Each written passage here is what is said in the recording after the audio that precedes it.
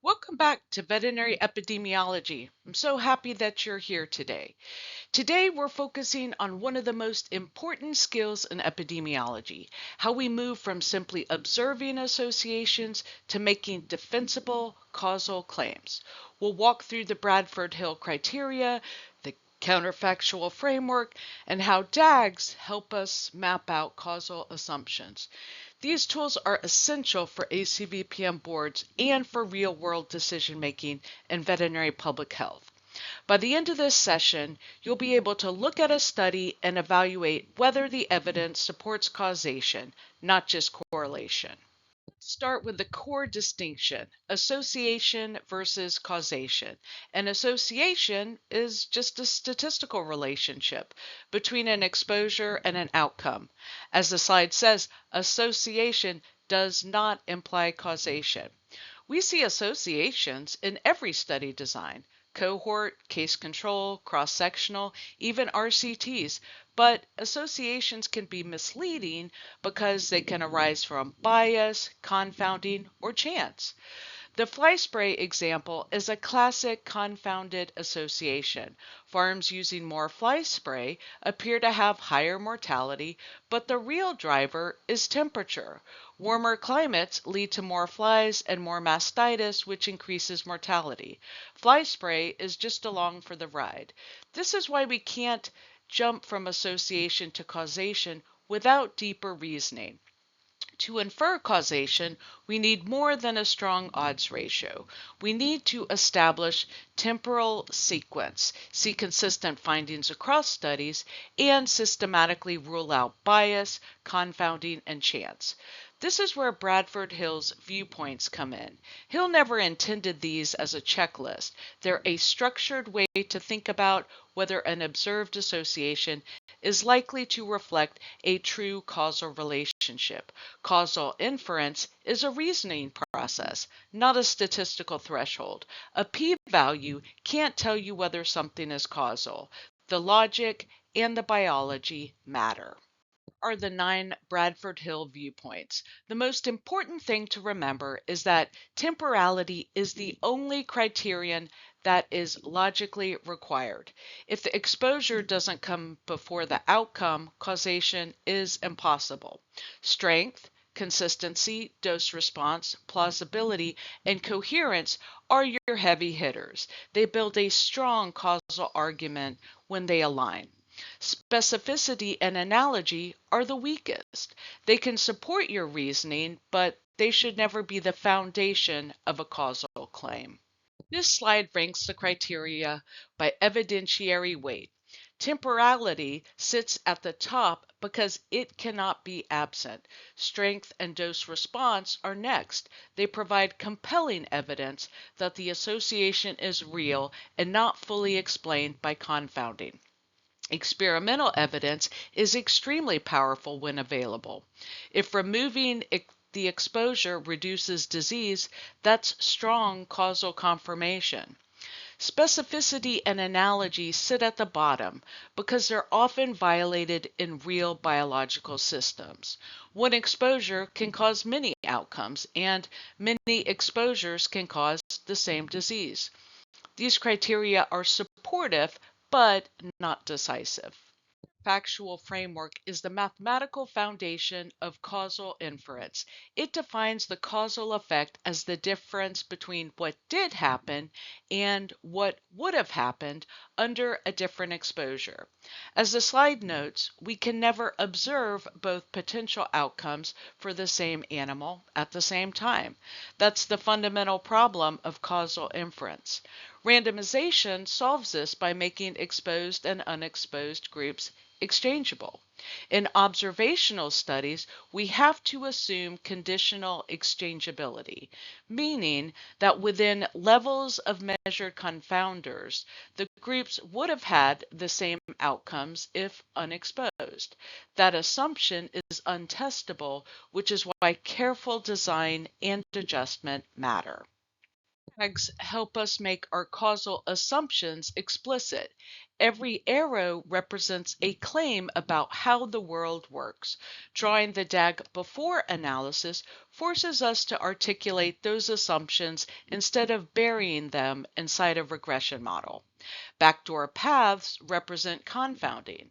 We block them by adjusting for confounders, but we never adjust for mediators because that blocks part of the causal effect, and we never condition on colliders because that opens spurious non-causal paths. DAGity is a great tool for identifying the minimum adjustment set, the smallest set of variables needed to block all backdoor paths without introducing bias. This veterinary example illustrates how DAGs clarify confounding and mediation. Season affects both feed storage and reproductive failure, so season is a confounder and must be adjusted for. Mycotoxin exposure leads to estrogen disruption, which then leads to reproductive failure. Estrogen disruption is a mediator. Adjusting for it would block the causal effect we're trying to estimate. Feed storage can become a collider if farm management affects both storage practices and reproductive outcomes. Adjusting for a collider would introduce bias. DAGs make these relationships visible. A strong real-world example of causal inference. Multiple studies show a strong association between PI cattle and BRD, with odds ratios ranging from 3.5 to 8. Temporality is clear. PI animals are identified before BRD cases occur. There's a dose-response relationship. More PI animals leads to higher BRD incidence. The biological mechanism is well established. BVDV causes immunosuppression, and we have experimental evidence. Removing PI animals reduces BRD by 60 to 80%. When you combine all of this, the causal conclusion is very well supported. Causal pies help us understand necessary, sufficient, and component causes. A sufficient cause is a complete causal mechanism. All slices of the pie are present. In practice, very few exposures in veterinary medicine are sufficient on their own. A necessary cause must be present for disease to occur, but it doesn't act alone.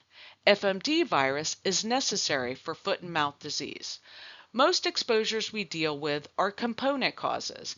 They contribute to disease only when combined with other factors. BRD is a perfect example. No single pathogen is necessary or sufficient. That's why prevention requires a multi-component strategy. Traditional three criteria for confounding are useful, but they rely on knowing the causal structure ahead of time, which is circular. The DAG-based definition is cleaner. Confounding exists when exposed and unexposed groups differ in their potential outcomes. In other words, there's a lack of exchangeability. Our goal is to block all backdoor paths using the minimum adjustment set. DAGs help us avoid adjusting for mediators or colliders, which would introduce bias. Advanced methods allow us to estimate causal effects in observational settings where RCTs aren't feasible. Propensity scores balance measured covariates between exposed and unexposed groups. Instrumental variables exploit natural randomization when a valid instrument exists. Interrupted time series is powerful for evaluating policy changes. Difference in differences compares trends over time between exposed and control groups. Each method relies on specific assumptions: exchangeability, exclusion restriction, parallel trends, and those assumptions must be explicitly stated and defended. Common mistakes that lead to incorrect causal conclusions. Reverse causation is especially problematic in cross-sectional studies. Post hoc reasoning confuses coincidence with causation. Ecological fallacy misapplies group-level associations to individuals. Adjusting for mediators blocks the causal effect. Conditioning on colliders opens spurious paths, and relying solely on p-values ignores the broader causal context. Avoiding these pitfalls is essential for valid inference. The classic ACVPM exam scenario. A cross-sectional study finds that feedlots with more veterinary visits have higher mortality. But because exposure and outcome are measured at the same time, temporality cannot be established. The most likely explanation is reverse causation. Sick feedlots call the vet more often. Cross-sectional studies cannot support causal inference. Any odds ratio from a cross-sectional design is an association only. We covered the full causal inference toolkit: association versus causation, Bradford Hill criteria, the counterfactual framework, DAGs, and advanced causal methods. If you remember only a few things, temporality is essential, DAGs prevent adjustment mistakes, counterfactuals are the foundation of causal reasoning, and associations alone never prove causation. These tools will serve you well on the ACVPM exam and in real-world epidemiological decision making. If you found this video helpful, please like and subscribe. Thanks, and I'll see you next time.